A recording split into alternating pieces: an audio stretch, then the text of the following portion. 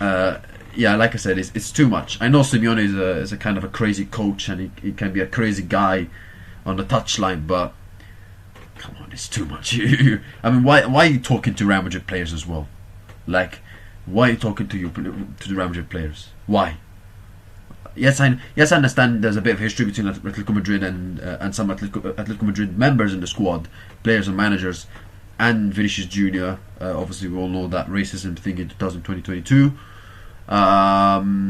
with the whole dancing thing, etc., and also the situation between Koke and Vinicius.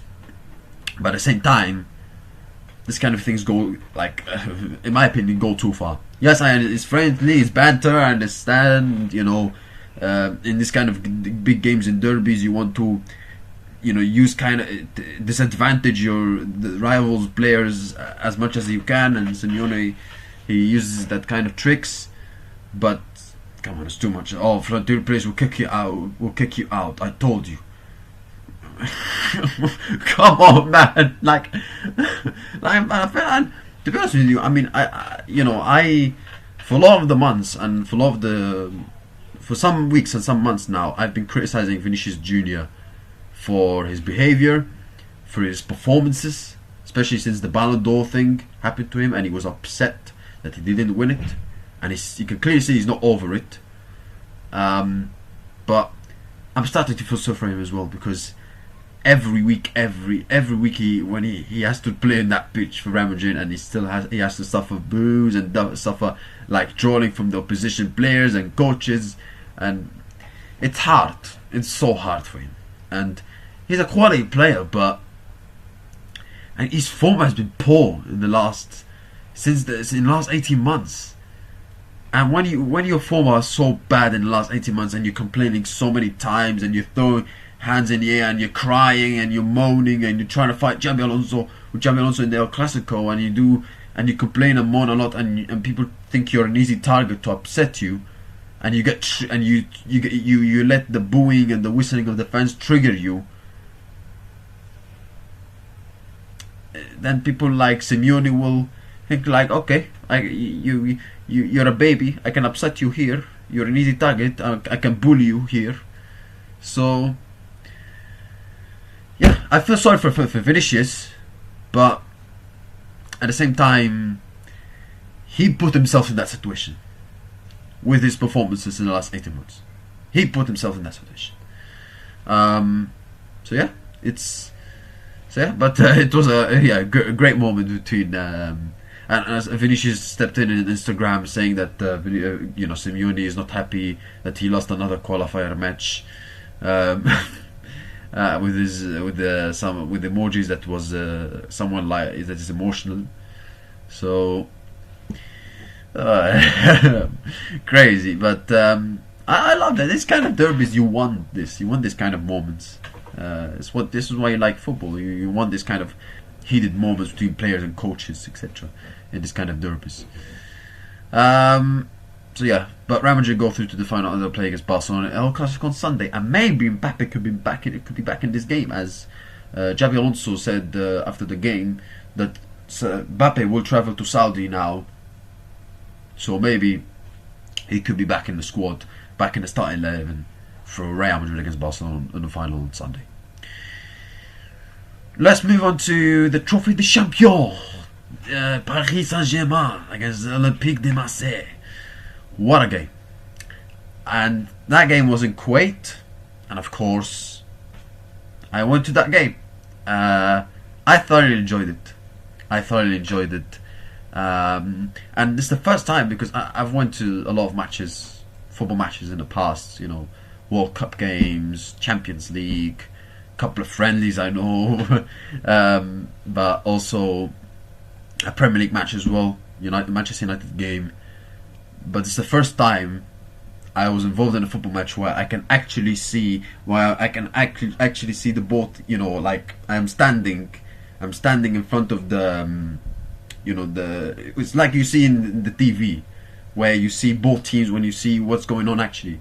Where instead in other games I went to, I had to sit, in one side team supporters and other team side supporters, because when I went to Cameroon against Brazil, I was in the side of Brazil fans. Not exactly with them, but in the side of Brazil fans. When Brazil played against Cameroon in the World Cup 2022, I had to always sit in that side. England against Brazil, I had to sit England with the England fans. So this is the first time I sit where I can see both teams, where I'm the middle, and so it was very, very interesting. And it was a great game. It was a great game. Great atmosphere. People singing Marseille, Marseille, Marseille. People singing Paris, Paris. I heard more noise from Marseille fans than Paris Saint-Germain fans, if I'm being very honest. But yeah, it was a good atmosphere, not only from Marseille fans, but also from neutral fans. A lot of people. I think more people were cheering for Marseille, if I'm being very honest. But anyway, it was a very good game.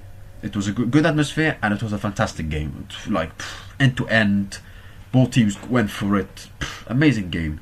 First half, I think Marseille started the game very well in the first 10 minutes, and then they make that sloppy mistake where it could have been easily handball, a penalty. But they made that sloppy mistake playing out from the back, Marseille, and PSG capitalized on it, scoring from Dembele. And it was like, for the whole game actually, it was end to end. Like, Marseille started the game quite well, and then when PSG got the lead, they got better and better, and they played well, even though Marseille also had some chances. Chevalier, the goalkeeper of Paris Saint-Germain, was making some brilliant games, unbelievable saves. There was a moment where he made a double save, and I think it was in the second half. And it was great. It was a great game. Both teams going for attacking, open. It was amazing. It's everything what you want in a football match. It's everything what you want. Cup final, a derby, everything you would want in a football match. End to end, attacking. Pew, pew, pew. It was like a basketball match between Paris Saint-Germain and Olympique de Marseille. And then the second half, PSG started in the second half quite well. And you saw the pressing of PSG, by the way, was amazing. It was amazing. I was thrilled how the way they were pressing all the players. As soon as Marseille had the ball in their own half, straight away, as soon as PSG lose the ball, straight away pressing. Bloody Marquinhos was even pressing, man. Bloody hell. And Nuno Mendes was amazing as well. I thought the guy was playing as a striker. More times he was going forward, and Kvaratskhelia was tracking back. I think there was a moment in the game I saw where I think Luis Enrique was having a conversation between Mendes and Kvaratskhelia, and probably because Marseille was starting well in the first 10 minutes, and as soon as Paris Saint-Germain scored, PSG, Kvaratskhelia was tracking back.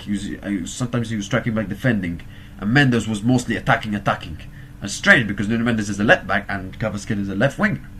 But it shows that PSG. That's why PSG showed with the pressing they were showing, the amount of times they were tracking back. It shows why they're the European champions. All to work each other as a team. All the players work each other as a team. All the players tracking back. No, nobody's like, no player is like, oh, I'm standing still, I'm doing nothing. No, everybody is tracking back. As soon as they lose the ball.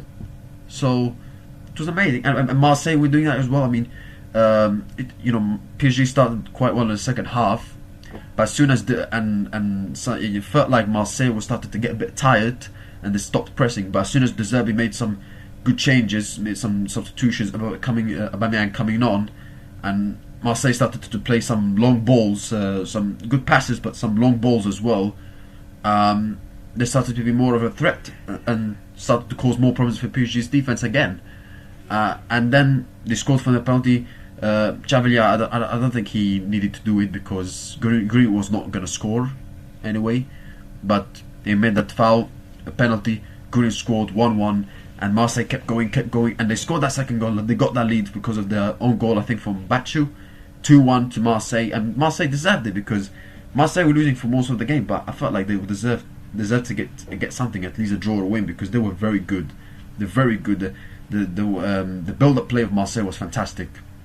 The way they were building up was fantastic. The way they were playing, passing the ball, and coping with the pressing sometimes, because sometimes coping with PSG's pressing was not easy for Marseille, but most of the times when they were trying to build up and get past the PSG's pressing, they did it fantastically well. And that's why the Zerbi teams, they play great football, because they like to build up quite well, and they go, cope with the pressing of the other teams, and they create chances, and they cause teams problems attacking wise. So yeah, and Marseille could have caused problems. Greenwood was constantly causing problems for the defenders of PSG, and Marseille were in the first half were creating chance after chance after chance. Xavi was making chance after chance, and Marseille were causing lots of problems. They were leading 2-1, and that they deserved it, because most of the periods of the game, in my opinion, they were better than PSG. They were better than PSG, So yeah, and 2-1, and I felt like they had some chances. I mean, Aubameyang had that chance at the end where he should have made it 3-1. I mean, in my opinion, Aubameyang, cost Marseille the win in this game. In my opinion, I know people will still tell me you're harsh, but he cost Marseille that game. I mean, it was a chance, brilliant chance for you. Just make a shot. You don't need to stutter. Just make a shot. And he stuttered, and Bacho stopped him, and then 5-10 seconds later, PSG, boom, they score because of the goal from Ramos. And credit to Luis Enrique. De Zerbi made some good changes, bringing on Aubameyang. Enrique also responded, making brilliant substitutions, bringing on Ramos. So yeah, and it was a great game, end to end. I felt like I felt a bit sorry for Marseille, because they had a brilliant game. In my opinion, they were better than PSG. In my opinion, because I think PSG's attacking wise, I think except from Desire Doué, I think the Belly, even though he scored, he didn't have a great game. Kivicha, defensive work, he was doing well, but going forward, except that one chance I think he had in the first half, not much really from him. I felt like Marseille defensively, they were doing quite well, and they were building up from the back very, very well, and they were creating lots of problems, and they were causing defenders of PSG lots of problems. So yeah, it was a brilliant game. And PSG also, you have to also give them credit, even though in my opinion Marseille was better. PSG also were playing very well. They, despite Marseille were losing 2-1, PSG responded quite well. Luis Enrique made some good changes, bringing Ramos, which proved that Marseille scored the equalizer at the end. And also, despite Marseille started the game quite well in the first 10 minutes, PSG, as soon as they scored that goal from Dembele, when they took advantage of that mistake that Marseille did, they started also to get better as well. So it was a brilliant game. I absolutely enjoyed it. And yes, of course, I'm talking about it more and more because I was actually in the game. And it was a brilliant game. I think I went to many football matches, but it was the best game in terms of quality for both teams. Because some games before I went where one team was better than the other one, but both teams were very close. It was close. I think Marseille was better, but both teams were close. We were creating chances after chances after chances. Like no team, neither of them had control for more than 15 minutes. PSG was better for 10-15 minutes, and then Marseille started well, but then PSG responded, and then Marseille responded, and then PSG responded. Like it was like back and forth. Like it was a brilliant game. Brilliant game. I thoroughly enjoyed it. I must say, PSG, they gave the fans, everybody in the stadium, a fantastic game, and it was a brilliant Le Classique. And then it went to penalties, and Chevalier, by the way, he got man of the match and thoroughly deserved, because the amount of times he was saving PSG in this game and on penalties. Not a bad replacement for Donnarumma. He proved to be a great replacement for Donnarumma, except for the penalty moment when he brought down Greenwood.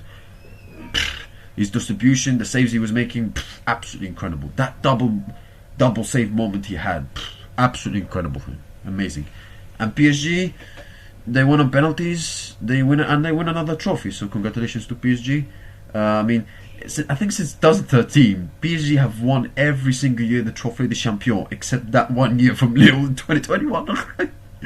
But yeah, it shows the dominance of Paris Saint-Germain in France. But great game, absolutely enjoyed it. Thoroughly loved it, especially going to the stadium, watching it.